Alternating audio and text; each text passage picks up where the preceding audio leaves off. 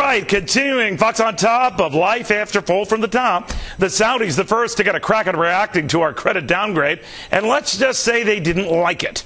China thinking much the same. Its official news agency criticizing this country for reckless spending and urging we get our act together.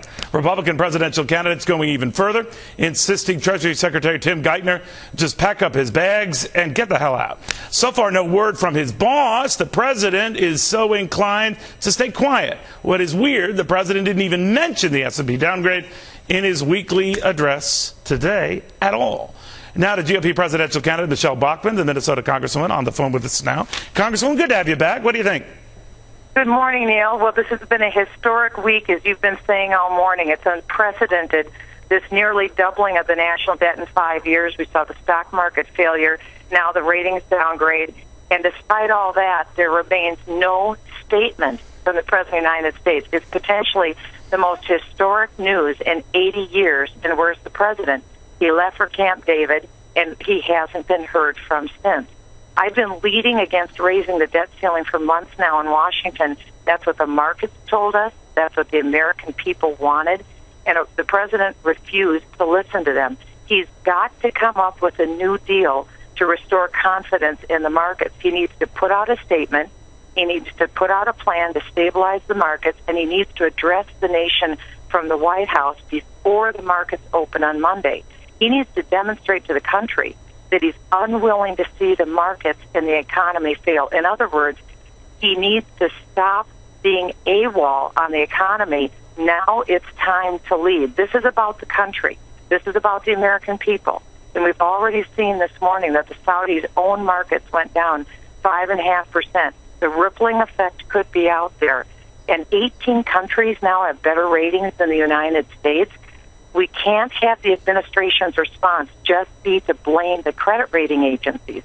They've already blamed the weather and earthquakes and the strong headwinds of the economy. They continue to blame the previous administration. They can't do that anymore.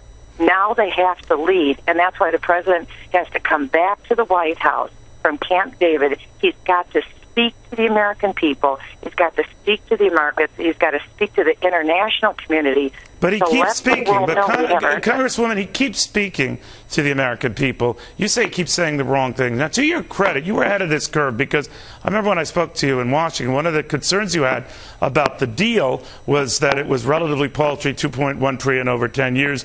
You mentioned that we were still adding $7 trillion to the debt.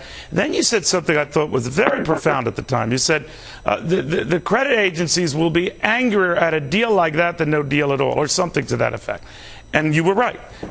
Now I'm beginning to wonder if we stick to this deal, or do we have to go back, tear it up, and do a new deal? No, we have to go back, tear it up, and do a new deal, because you can't fool the markets. The markets have said this deal stinks. As I have been saying all along, the credit rating agencies said, look, the politicians can pat each other on the back. President Obama can pat himself on the back, but the credit rating agencies and the markets are saying, we get that this is another $2.1 to $2.4 trillion in debt. We are not realistically cutting our spending. We're not getting our house in order.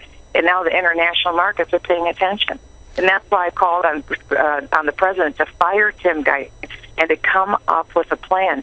He needs to speak to the nation, Neil, before the markets open Monday. Would you feel any differently, Congresswoman? I'm sorry, if the replacement for Geithner was someone like John Corzine? I would like to see him be replaced with someone who gets the economy and understands the importance now of cutting government spending. That's what we need. Someone who understands we have to get our fiscal house in order. Fantasy economics are a proven failure. The president has the wrong vision. He needs to admit he's failed the American people and put someone in who truly understands the markets and who gets the reality of job creation. Congresswoman, thank you very, very much.